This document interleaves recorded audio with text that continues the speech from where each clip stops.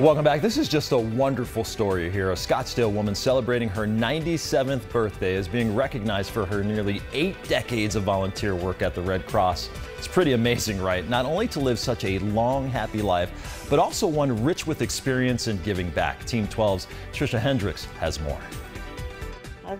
Meet Betty Grenig. My mother said they needed knitters. She said, "You can knit. Get going." At 97 years old, she's now the oldest and longest volunteer for the American Red Cross. She's been volunteering for 79 years. Her dedicated service to the Red Cross has helped countless people. Her wisdom, her experience, life experience, and love for the people around her. She started volunteering at the age of 17, knitting socks for the troops. It was up to them to put them where they were needed. The Red Cross Knit Your Bit slogan started in World War I as a way of getting people to knit for soldiers. Betty knitted dozens of socks that year. From Knit Your Bit to sterilizing and wrapping hospital surgical instruments. They gave us pieces of cardboard. Bookkeeping for nurses and administrative jobs. That includes preparing packets of resources for people affected by disaster.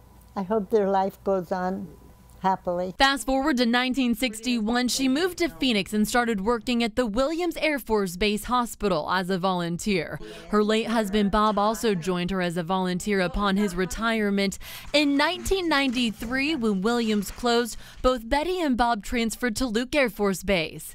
Betty continued her work at Luke until 2015. That's when she started administrative support to the Greater Phoenix chapter. You hope that you're doing what they need. As a special treat to staff and volunteers, she brings a homemade cake once a month. However, this month, the Red Cross provided the cake. Not only a birthday celebration, but a huge thank you to their special friend, Betty. Trisha Hendricks, 12 News.